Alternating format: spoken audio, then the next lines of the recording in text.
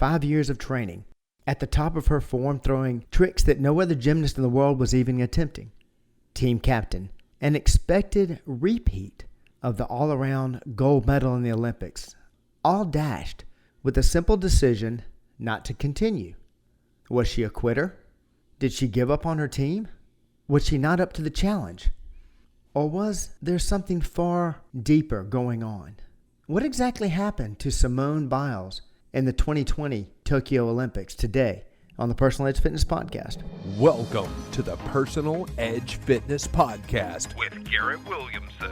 Health, wellness, exercise, nutrition, and a whole lot more. Got questions? Call us and leave a message at 251-278-EDGE or message us at Personal Edge Fitness on Facebook and Instagram, at Team PE on Twitter, or personaledgefitness.com. Hello and welcome to the Personal Edge Fitness Podcast. I am your host, Garrett Williamson, president of Personal Edge Fitness. If you're interested in information about this podcast or any others, or have any questions about dispelling the myths of health, fitness, and wellness, would you please contact us at Garrett, Garrett, at personaledgefitness.com, which is my email address. You can contact me also at personaledgefitness.com, which is our website, and our Facebook page, Personal Edge Fitness. If you feel like you'd like to speak to us on the phone, please give me a call at 251-341-0927 or our Daphne location at 251-651-0927. Now, I'll repeat the contact information a little later in the show, but I ran through it rather quickly because I really want to jump on this topic. So much so that I actually had planned to continue my anatomy of a workout today and actually give another podcast until this week transpired and I started hearing everyone talking about what was going on in the Tokyo Olympics, especially with Simone Biles in gymnastics. Now, this has been a very exciting Olympic. I'm a huge Olympics fan, having been we're currently a swimmer, a multisport athlete. I was a springboard diver and also coached springboard diving. I also coached swimming. I was a gymnast. I never actually competed, but I took it for years and taught it for 20 years. And of course, I was a pole vaulter in high school and also in college. So the Summer Olympics are just amazing to me. I thoroughly enjoy them. And I don't want to take away in this podcast, I don't want to take away from all the incredible performances we've had from our swimmers, Katie Ledecky, Caleb Dressel. I shouldn't point out individual names because I'm going to miss many athletes, including our Paige Madden from Mobile, Alabama. They've done just an incredible job. Our track and field team now is taking the field, and already there are medals being picked up left, right, and center. And it's been incredible. It really has been incredible. Nothing as incredible as our gymnast, especially our female gymnast. The story of the silver medal winning gymnastics team that we've put up this year. Each one of them are just amazing, incredible. But I really want to talk about, of course, what everybody's talking about, and which actually had me concerned all week. I've been in several conversations dealing with Simone Biles and her decision to step out of the competition and what actually prompted that decision and what was going on. And I wanted to take some time today to explain a little bit about that because I'm very familiar with what was going on with Simone and the decision that she made to not continue. But I wanted to take some time to explain what was going on, but I also want to show you some examples where this has happened in sport quite often. This is nothing new. If you've been a gymnast or you've taught gymnastics or you've taught individual sports such as diving or been a diver yourself, you know what she was experiencing. And I'm going to try to explain it to everyone in terms that you can understand. Now, I'm going to give you some real life examples, but one of the best examples I have actually comes from a movie. So forgive me for using this as an example, but if you remember the movie Top Gun, which I think most everybody on the planet past a certain age has seen the movie Top Gun. Well, Maverick, played by Tom Cruise, is the hero, does this incredible competition at Top Gun, has a point where he actually takes a step backwards with the death of Goose, and of course he triumphs in the end. But the part I want to talk about is actually in the very beginning of the movie. If you remember from the beginning of the movie, John Stockwell, who was playing the character Cougar, actually had an encounter with a MiG, and it shook him up. You see in the scene, which actually launches the entire movie because it's the decision that actually sends Maverick and Goose to Top Gun. Cougar goes down into the captain's quarters and turns his wings in. He says to the captain, "I'm holding on too tight. I've lost my edge. I'm sorry, Captain," and he drops his wings. It was really easy for everyone to understand what had happened there, that mentally he lost his edge. Mentally he'd cracked. He couldn't continue. He knew he couldn't continue, and he knew if he tried to continue that it would put other flyers in harm's way. possibly putting his second, in harm's way.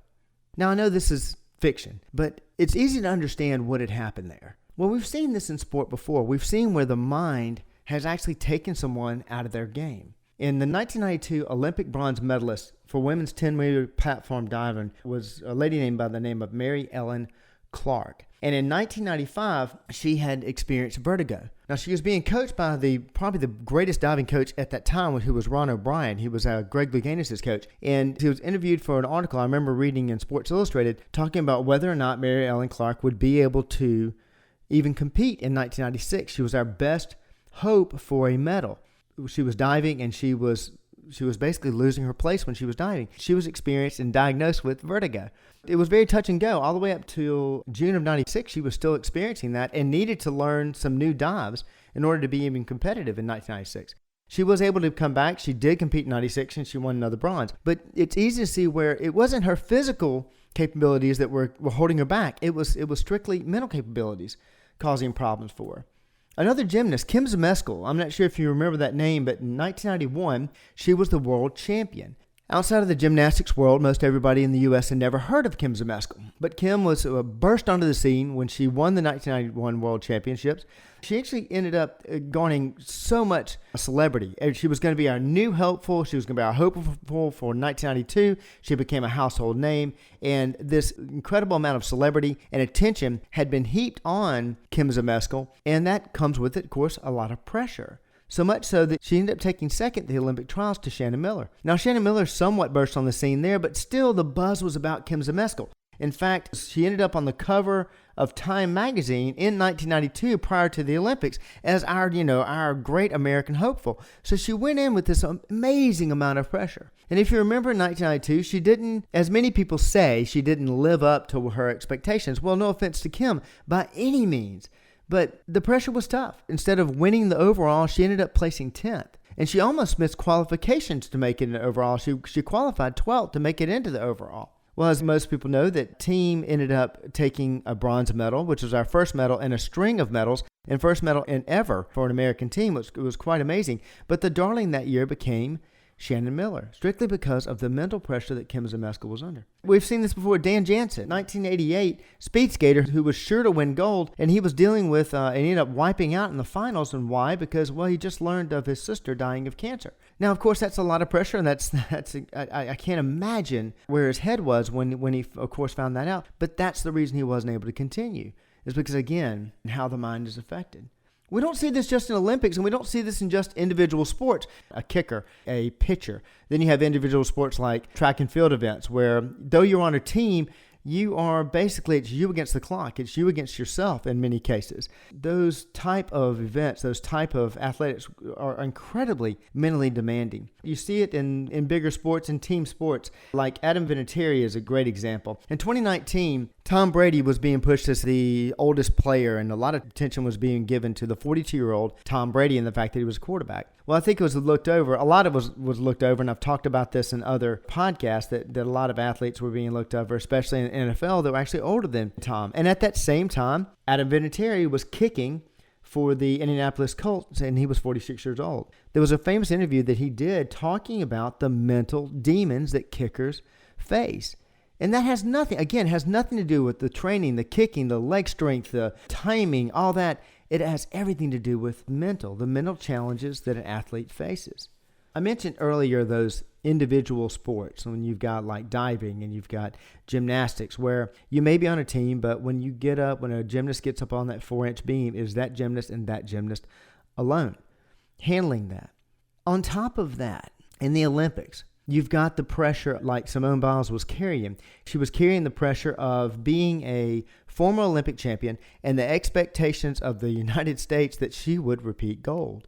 Now, that's a lot, and I understand that, but a lot of people would make the argument that, hey, she's on the grand stage. She knew she was going to be Olympian. She knew she was going to take on this kind of pressure. She should be ready for it. She should be trained for it. And I argue, okay, that still is a lot of pressure for a 20-year-old, but I do understand that argument.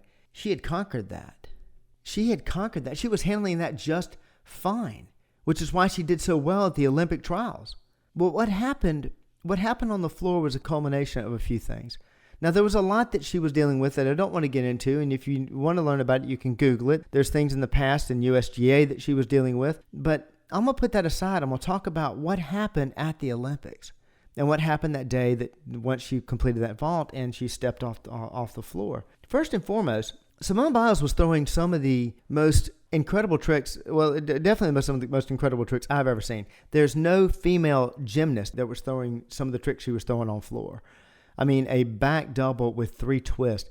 It's just phenomenal. Not only was she throwing it, but she was landing it. It was found out that the Olympic judges were not giving her credit for that advanced difficulty of that particular trick. So they were scoring her like a girl that maybe did a double backflip with a full twist, or a double backflip with 2 twists, not 3 twists, where she was throwing a far more difficult trick. They really weren't giving her credit for it. And the rumor was the reason they weren't giving her credit for it was because they didn't want to see other gymnasts try it because they thought that those gymnasts might hurt themselves. Folks, this isn't Park League. This isn't Level 9 Southeastern Championship. This is not even the level that I race in international racing, which is the amateur age group. This is the Olympics. This is the best of the best. This is not where you start changing the rules because you don't want somebody to get hurt. You don't want an athlete to try their best in order to keep them from getting hurt. This wasn't done to Dick Fosbury when he came up with the Fosbury flop, where he was going over backwards, head first backwards, dangerous. But he was blowing everybody out of competition because he'd done everything legally. He just found a better way to do it, just like Simone Biles did. But they didn't punish Dick Fosbury. They didn't punish Bob Beamon when he shattered the long jump record that held for almost 30 years until Michael Johnson broke it. They didn't say, well, you were doing too good. We don't want other athletes trying that. They might hurt themselves, and start changing the rules. But this was happening to Simone Biles, on top of carrying the weight of being the number one gymnast, carrying the weight of the problems that she dealt with the USGA, carrying the weight that her own coach had put on her, expecting her to do so well that she would basically help carry the team. A large amount of the success expected out of the Team USA, the girls' team, was placed on the shoulders of Simone Biles. Well, then let's go to the vault.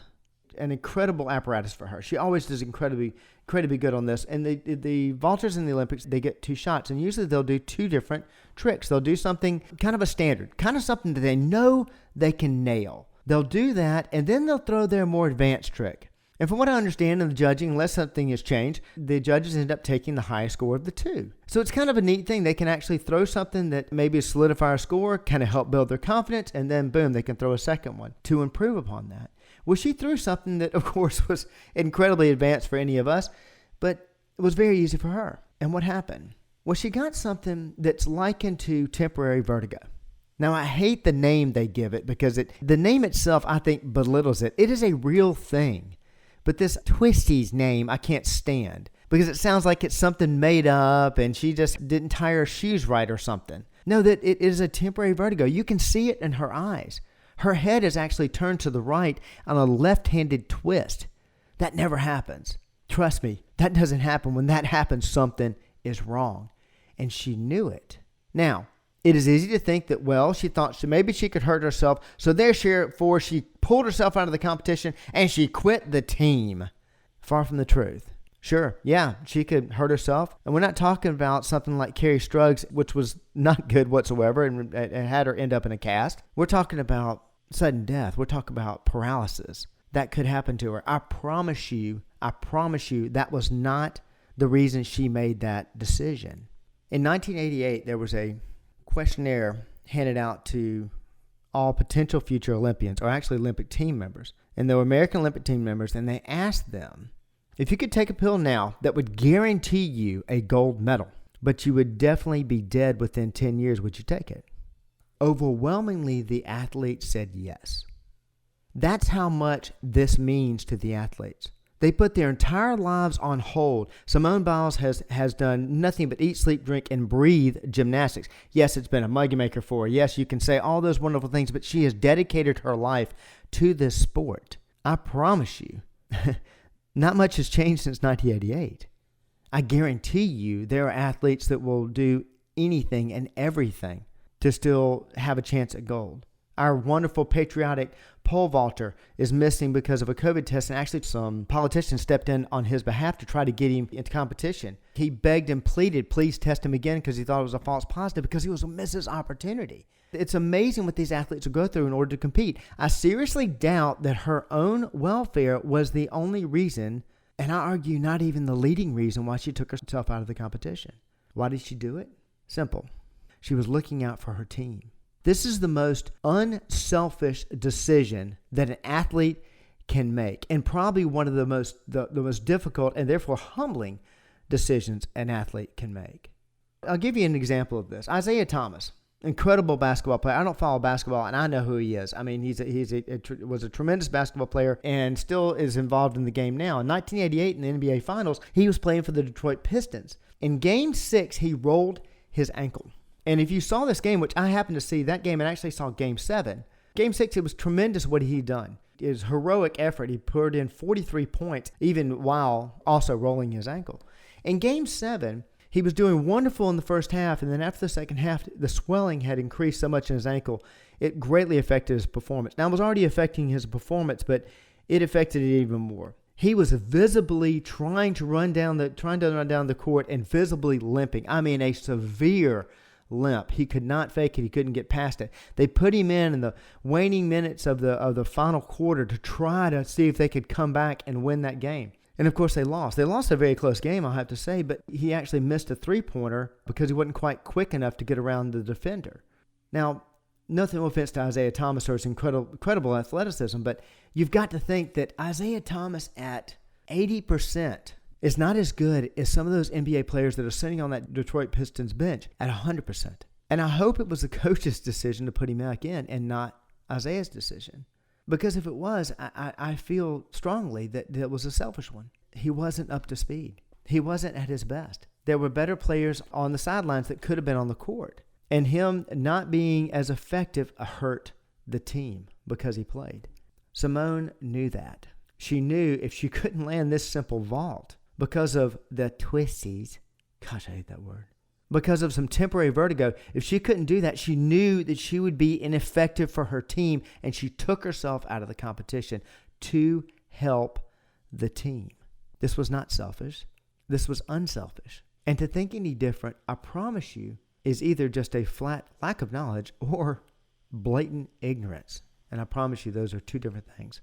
I sure hope she gets a chance for everybody to understand why she made that decision. I hope that comes out clear. Somewhere else besides just this podcast. I think she was a tremendous American. I think that she gave the other girls a fantastic opportunity. The silver medal was incredible. They went up against a fantastic Russian team, and we had another rising star take the all-around. Pretty amazing. All because a great athlete made a fantastic decision. And I'll remind you, that is how powerful the mind can be. Not only in athletics, but in everything. But you've heard me make the case several times, especially when it comes to the ridiculous concept that we deteriorate as time passes on a calendar. That is in your mind. And you have the ability to change that. I won't go off too deep on that tangent today because I want to make this Simone's day. Thank you, Simone, for making the decision that you made. Thank you, girls on the U.S. gymnastics team, for making us look so good. Thank you, all the Olympians that are doing such a wonderful job representing our team. Those patriots representing our team, I am extremely grateful for, as I am to you for listening to the podcast. Please stay tuned. Next time, I will pick up where I left off on the anatomy of designing your workout, which is one more way we help you live your level of wellness. If you have any questions, please reach out to me at Garrett, Garrett, at personaledgefitness.com or at personaledgefitness.com, our website, and also Personal Edge Fitness, our Facebook page. I look forward to hearing from you and hope you're with me next time. Thanks for listening to the Personal Edge Fitness Podcast with Garrett Williamson. Subscribe now and be a part of the show by calling 251-278-EDGE or message us on Facebook and Instagram at Personal Edge Fitness or at Team PE on Twitter, and visit us at personaledgefitness.com.